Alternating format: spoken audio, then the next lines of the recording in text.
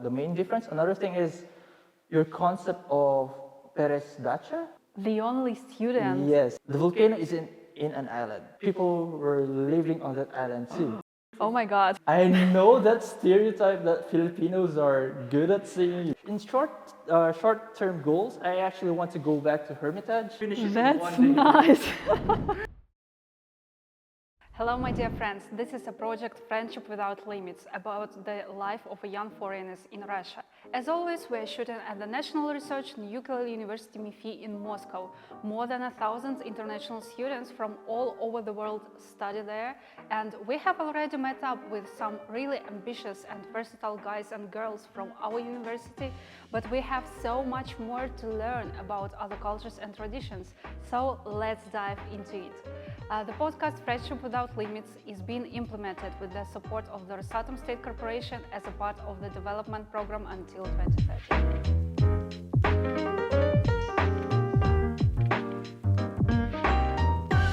And our guest today is Rolando from Philippines. Hi, very nice to see you there. How are you? I'm fine, how are you? I'm fine too. Thank you for inviting me here.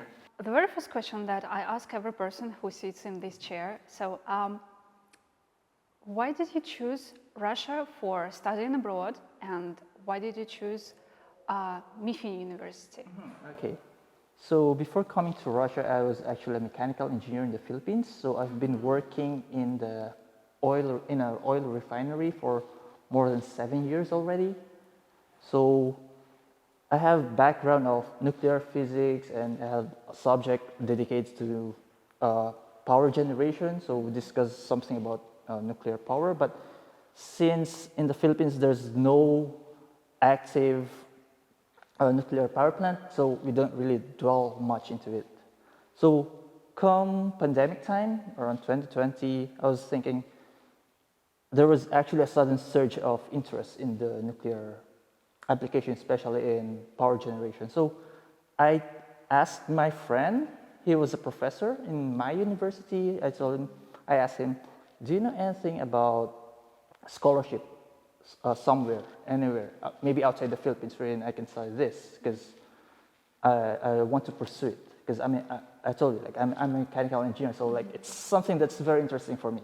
So he forwards me a letter from the Department of Science and Technology in the Philippines, and it's actually the Rosatom Scholarship. So yeah, I was browsing through it, and actually, I think in that letter, during the application, MEPhI is the top one university in terms of nuclear power studies. So, okay, let's go with MEPhI. So that's how I learned about MEPhI, actually, and the scholarship in Russia. Great. So you have a really great background experience before coming to Russia and study there. And how did your family react when they know that you are going to go for studying abroad? Actually, I am the first son. I have 3 brothers. All of us are engineers. And actually, I'm the first son who wanted to pursue studies abroad. So my parents are really worried, especially during that time. I think 2021, I was doing PodFac, and I was supposed to go to Russia. And I think it was the beginning of the sanctions. So my parents are really worried. So I was supposed to go second semester before the start of the second semester of PodFac, and the sanction happened. So okay, my schedule was moved until okay, I'll just go during the start of my master proper. So they're really worried. So during that time, when I arrived here, they kept messaging me how are things, and like everything's actually fine.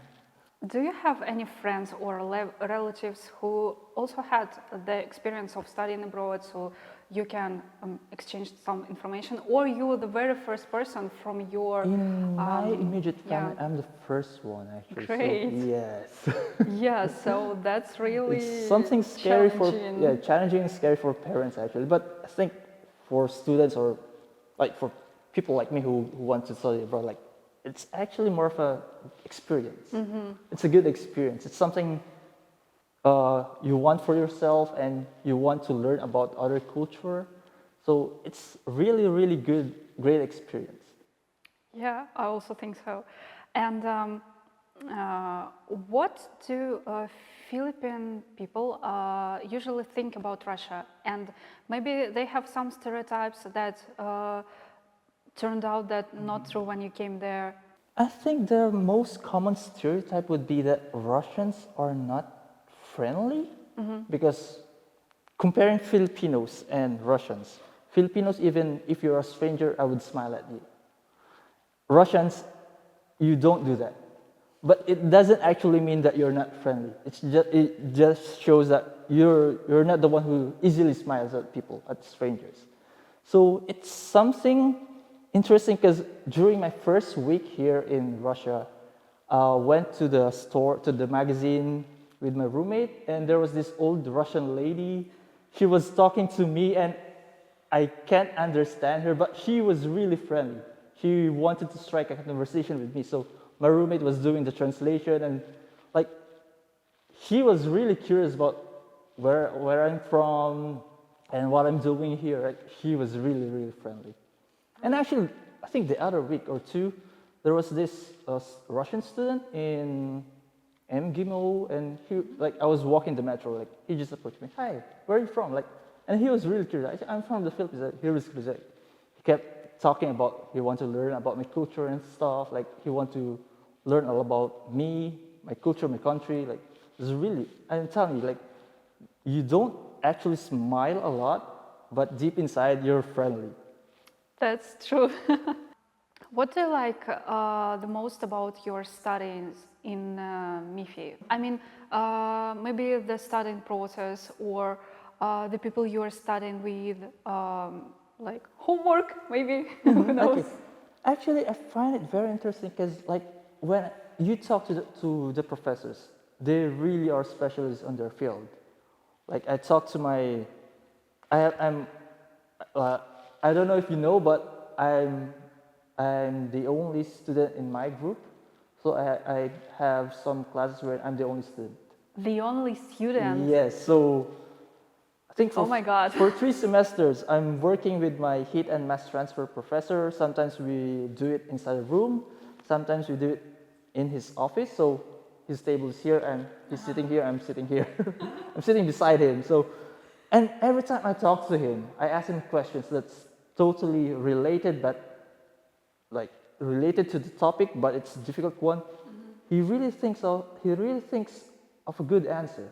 So it really surprises me, like, yo, he's really a specialist. And sometimes he just do things out of his head. Like he'll do a complicated math solution just to derive a formula. And like, this guy is really smart. Same with my other professors, actually. Like, they're really specialists in their field. So I really appreciate that I'm learning this knowledge from these really great professors who are really passionate about their field of study. And I also heard that you got all the 8 degrees. That's an exaggeration.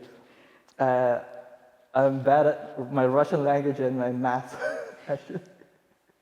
What is your favorite subject to study? I actually like studying heat and mass transfer, not because I like it, but because I find it interesting. So right now I'm doing my thesis, it's related to that one. And it's the more I read about it, the more I know that I know not a lot.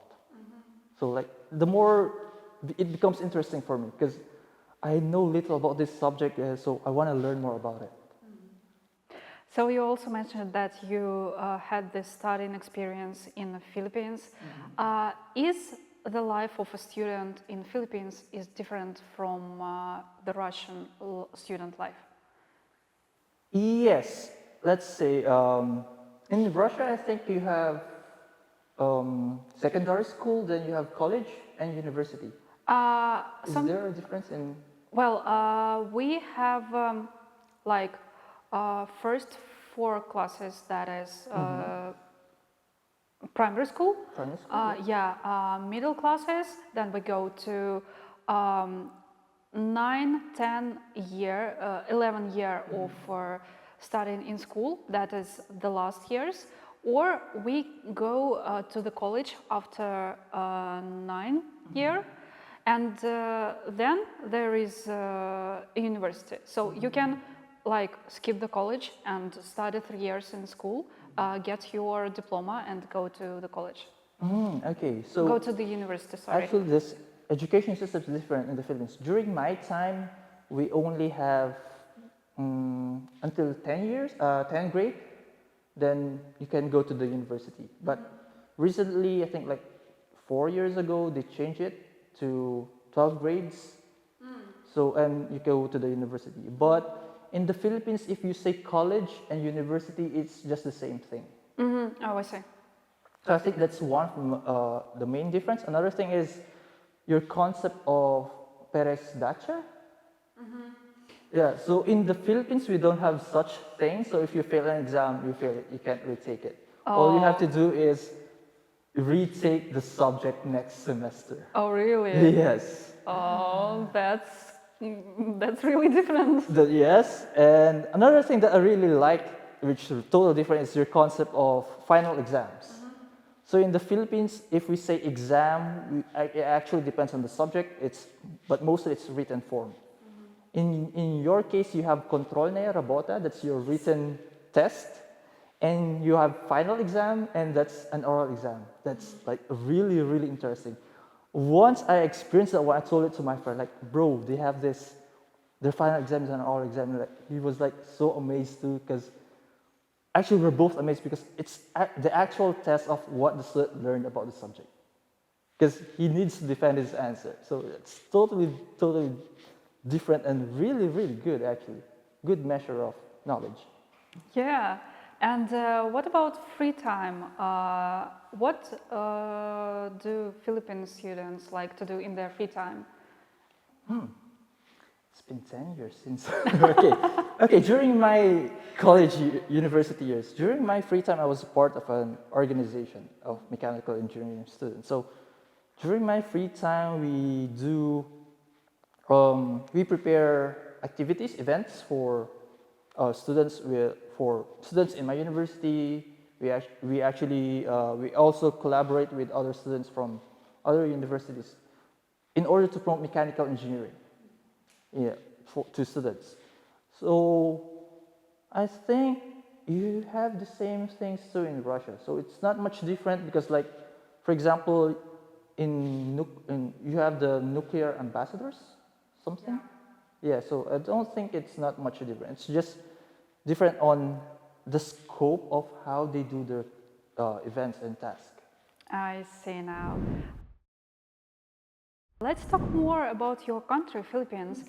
Yeah, while preparing for our interview, I found out some really, really interesting facts. For example, that your country consists of more than 7,000 islands, and that's really interesting to know because, well, when you live in a country that is just separated for the regions, but it's like a whole land, and there are so many different parts. So how does it influence on the life in general? Okay, so if you ask a typical Filipino how many islands are in the Philippines, they'll probably say it's composed of 7,107 islands, because that's what the old history books taught us, but it's actually more than, I think, 7,700 something. But you're actually correct that, because it's an archipelago, so there are different, imagine having different islands with different cultures in them, and different language in them. So it's, in a way, it's difficult for us, even for me, Filipino, because if I want to go to another island, I really can't communicate with those people. But the good thing is we have two national languages. It's Filipino and English. So it's a good thing if those people from those islands know those language. But if I have to speak the local language, because I think we have 170 languages in the Philippines. Wow. So I really can't understand them. So there can be such a thing that when you come to another island, people cannot speak Filipino, or they mainly speak their native language. Mainly they speak their language actually, but there are some islands who try to speak Filipino, or if not, they try to speak English. That's surprising, yeah, because in Russia we have also a lot of different nationalities and a lot of different languages in every region, but they all mainly speak Russian. So when we go, for example, somewhere to Siberia or Yakutia, we don't have any problems with communication, let's say so. Yeah, so that's quite an interesting fact. And also I heard that your country has a lot of active volcanoes. Yes. The Philippines is located in, I think they call it the Pacific Ring of Fire. So it also includes the Japan, the perimeter of the circle, wherein there are active volcanoes in it. How does it influence on the life of local people? I mean, is there such a thing that it is sometimes dangerous? It is. I think the recent one would be during the start of COVID, the pandemic. I think there was an eruption of the volcano, and the volcano is in an island, to make it simple, and people were living on that island too. So all of their livelihood were damaged by that eruption, and I think it's always a matter of disaster management in that terms, because that wouldn't be a problem if the government, if my government had restricted access to the island because there's an active volcano. And another one would be in the Philippines. There's actually a nuclear power plant. It was completed in the 1980s, but it was never used. It was never commissioned. I think one of the reasons they said about it is that it was built in an area wherein there was a possible volcanic eruption. So there was a mountain there. It was built near a mountain, and they said that mountain used to be a volcano, and they said it's inactive because I think they describe volcano to active, inactive, and dormant. Dormant are like dead volcanoes, I think. So they said it's just an inactive volcano, so it's a safety risk. So it's actually like one of the reasons we still don't have a working nuclear power plant in the Philippines. Like, it's a safety issue. I see, yeah. And in Russia, we have volcanoes in just some regions, maybe in Kamchatka, and they are so far from Moscow, so that's really interesting experience. And let's talk about more cultural points. What professions are the most popular between Filipino people, and what are, let's say so, highly respectful? Because for the Russian culture, for the Russian people, I think this is doctors, teachers, scientists, of course. So I'm really interested about the professions in your country. Traditionally, the professions that are prestigious in the Philippines are the professions that have titles that are attached to your name. For example, doctor, it's attached to your name. Engineer and lawyer or attorney. So those three are like the major professions that I know of that are really considered prestigious in the Philippines. Great. And I also heard that Filipino people are really into family. Is that something that influences in your culture, your worldview, your life in general? Yes, actually that's true, because in the Philippines, unlike, I think, for example, America, if you're 18, you have to find your own job. You have to get out of the house because your parents don't have to care about you. But in the Philippines, even if you're married, you already have kids, you can stay in your family. your family's home. Yeah. So it's something good because it just shows that how close you are to your family, like how your family really loves you. So I think it's really like a good trait actually.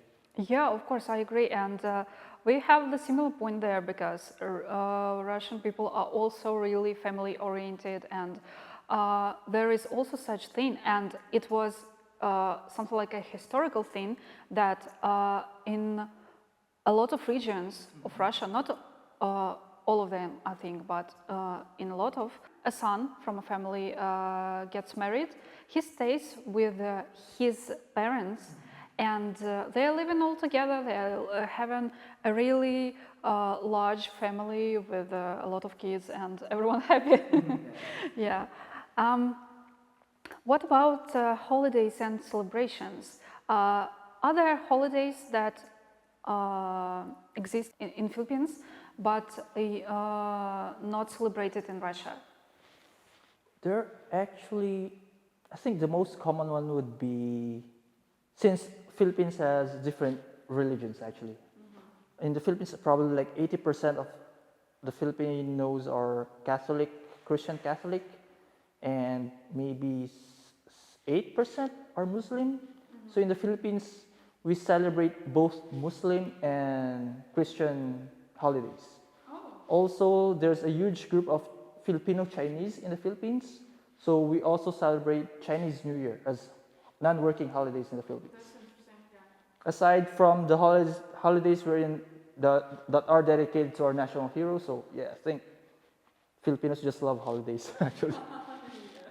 What about the national dress, the national costume of Filipino people? In what occasions do you wear them? So for national costumes, we usually wear them during, an example would be weddings and political events actually. So like politicians love wearing them to show that they're nationalistic. Those are the major examples. Actually, I think the last time I wore my national costume would be during my graduation, the university, so I can wear it during like such events.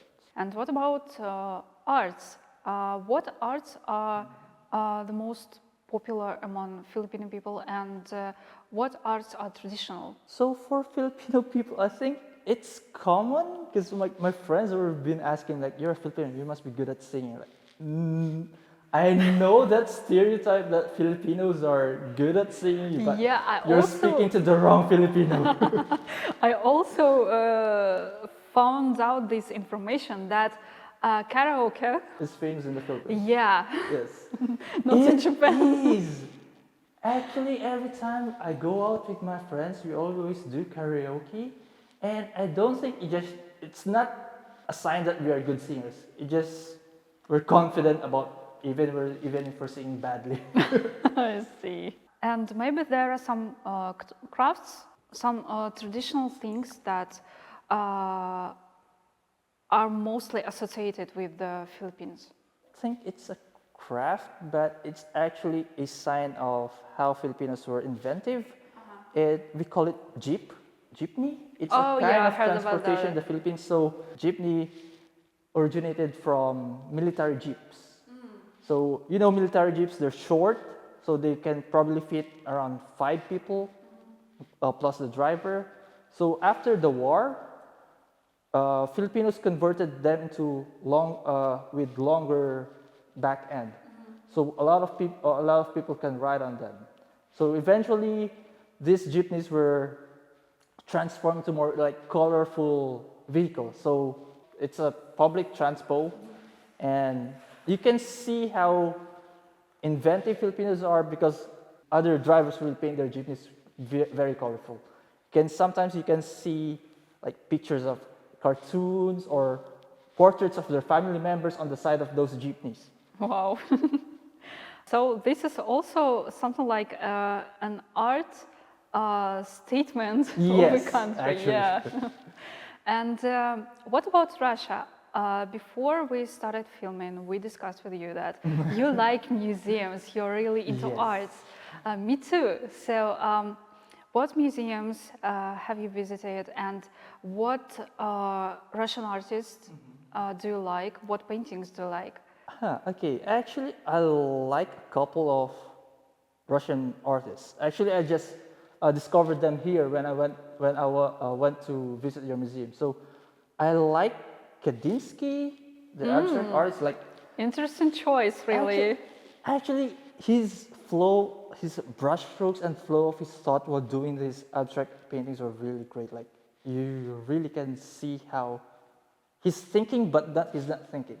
Like I also like Malevich, like Black Square, and his idea of, I think he's the father of suprematist movement. Yeah. How he respects color and shape. Aside from those guys, my most favorite would be Michael Bruvel. So I actually, my bag was actually a copy of his painting, the Demon Yeah, I Seated. saw Yeah, that. so Yeah, yeah, yeah. it was love at first sight. So the first time I went to Tretyakov Museum, there was like this big hall dedicated to him, and like, this is church. So I was sitting there in one of the benches, staring at his work, like maybe for an hour. It was really, really great. I also love, let's see, I also like Ilya Repin. He's a realism painter. I also like Ilya Glasunov, I think. Yeah, Soviet painter too. And actually, uh, there's one painting I like. It's actually more of his works during his later years. It's his work on impressionism. So there was this. I think it's a portrait of him during spring, and his background is uh, a, a bush of olive flowers. So it was, when I look at it, it was like this painting looks delicious. Because if you see his brush strokes, it's a mixture of white, violet, pink. It looks like ice cream actually. So like this paint is delicious. Yeah. Actually, those guys, I really love their works. You named Malevich and Kandinsky firstly, and that's really unusual choice, let's say. So for me, because I will explain why. When we talk about the art with the Russian people, they mostly name Repin, Vrubel, all of the artists that are in Tretyakov gallery, you can see. And what surprised me, Kandinsky and Malevich are not as popular as those whom I named before. But when I listened to some art lectures, it turns out that those artists who invented suprematism are so popular in other countries.